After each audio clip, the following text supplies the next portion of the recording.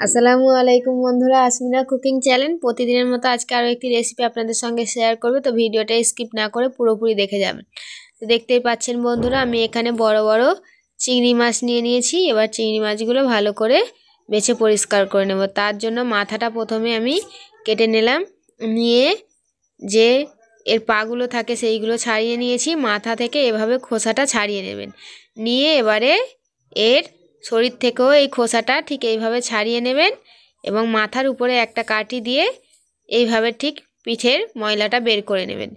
এইরকম করে একটি একটি করে আমি সব কটা চিংড়ি মাছ ভালো করে বেছে নেব। এইভাবে বন্ধুরা কাঠির সাহায্যে ময়লা বের করা যায়, আপনারা দেখতেই পাচ্ছেন। তো দেখুন বন্ধুরা, ময়লাটা আমি এরকমভাবে ঠিক টেনে বের করে নেব। তো একটা একটা করে সব কটা মাছ আমি পরিষ্কার করে নেব। পরিষ্কার করে একটি প্লেটে রেখে দেব। এবারে একটি হাঁড়িতে তেল গরম করতে দিয়েছিলাম, তাতে আমি চিংড়ি মাছগুলো দিয়ে একটু হলদি মাখিয়ে ভালো করে হালকাভাবে ভেজে নেব। তো দেখুন বন্ধুরা, হালকা ভেজে নিয়ে আমি তুলে নিচ্ছি। এবারে আমি দুটো তেজপাতা দিয়ে দিলাম, কিছুটা পরিমাণ, বেশ অনেকটাই পেঁয়াজ কুচি দিয়ে দেবো। দিয়ে ভালো করে পেঁয়াজগুলো যখন লাল লাল হয়ে আসবে ঠিক তখনই আমি আদা রসুনের পেস্ট দিয়ে নাড়তে থাকবো। যখন আদা রসুনের গন্ধটা চলে যাবে তারপর হলুদ গুঁড়ো, লঙ্কা গুঁড়ো পরিমাণ মতো এবং লবণ দিয়ে ভালো করে কষিয়ে নিয়ে অল্প একটু জল দিয়ে দেবো। এই রকম করে আপনারা যদি চিংড়ি মাছের ঝাল রেসিপিটা বাড়িতে তৈরি করে খান তাহলে দেখবেন খুবই দারুণ হবে এবং খেতে খুব টেস্টি হবে। তারপর যখন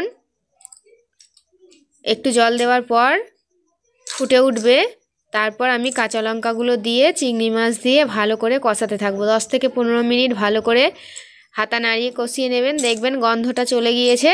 তারপর সামান্য কিছু পরিমাণ জল দিয়ে চারিদিক থেকে নাড়াচাড়া দিয়ে ঢাকা দিয়ে দেবেন।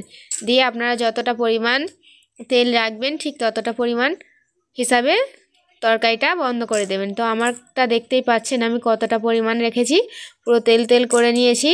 এইভাবে চিংড়ি মাছের ঝাল রেসিপিটা আপনারা যদি বাড়িতে বানিয়ে খেতে পারেন দারুণ সুস্বাদু হবে এবং খেতেও দারুণ হয়। তো বন্ধুরা, আপনাদের যদি এই রেসিপিটা ভালো লেগে থাকে লাইক, কমেন্ট, শেয়ার এবং অবশ্যই করে সাবস্ক্রাইব করে আমার চ্যানেলটির পাশে থাকবেন এবং কমেন্ট করতে ভুলবেন না আপনাদের ভিডিওগুলো কেমন লাগলো। তো বন্ধুরা, আপনাকে আবারও বলছি, যদি আমাদের এই ভিডিওগুলো ভালো লেগে থাকে তাহলে লাইক, কমেন্ট, শেয়ার এবং অবশ্যই করে কমেন্ট করতে ভুলবেন না। তো ধন্যবাদ বন্ধুরা ভিডিওটি দেখা।